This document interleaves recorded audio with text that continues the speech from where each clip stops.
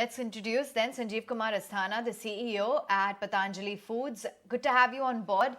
Now, given that we've seen your edible volume growth, what is the outlook? Given that price cuts the company has taken, what is the realizations that we can expect in the second quarter? So basically two things. Our volumes have grown by about 3%, and the core reason was in the quarter one, there was a substantial drop in the imported volumes owing to various reasons. So our growth was limited, and we took several price reductions in line with the international market and cost of our own procurement, which we passed on to the consumers. In fact, that helped us retain the brand value with the customers.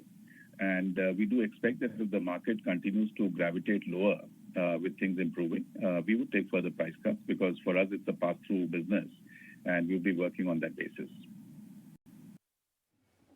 Okay. The margins of the company have seen a contraction despite the correction in commodity prices. When can we expect the margins to improve now? So basically, our margins, on the we have done about 7.5% EBITDA this quarter. Our operating margins are about 5.6%. So to that extent, there's a one-off gain of almost 149 crores on account of the pre-redemption of the preference shares. So margins have slightly been sobered. But overall, we expect the environment to improve now from this quarter onwards because the sudden drop in the prices on commodities, the drop what we had which had an impact on our FMCG businesses like biscuits, etc. So the food inflation part kind of came in more difficult in the first quarter. But we expect that to improve, and we should have an uptick overall in the margin profile of the company. Additionally, as you know that we have integrated the food business from 1st of July of erstwhile Patanjali.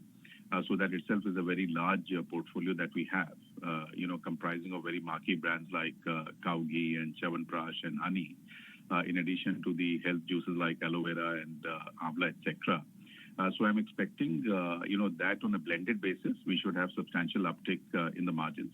But difficult to say at this point of time as to how the year is going to look ahead. Right. You did talk about Patanjali's food business integrating from July 1st. So will we see the synergies from the second quarter, and could you quantify these synergies? This is a blended business. So we have, right from, as I said, the high margin businesses like cow ghee and likewise Chyawanprash and honey, etc. And then we have at a slightly lower end, there are businesses like, edible oils, which are at the premium end. So my guess is that, in terms of on an overall basis on the company side, because this would constitute just about 15% of the business, would be about 0.5% from the efficiency perspective. But also directly, I'm anticipating that, over a progressively, and it's difficult to give a number right now, but we should add about 50 to 75 basis points in efficiency itself, which should start to kick in once the integration happens at the ground level. Now, there's a mixed update where we get from the FMCG players when it comes to rural demand. So I want to understand from you, how is the trend shaping up when it comes to the rural side of the business? So clearly, I think, the two trends are quite visible, that the rural demand, because of the inflation, clearly took a beating. The statistics are also pretty clear. The consumer price inflation was nearly 8.4%. And the rural demand, we saw a drop of anywhere between 3 to 5%.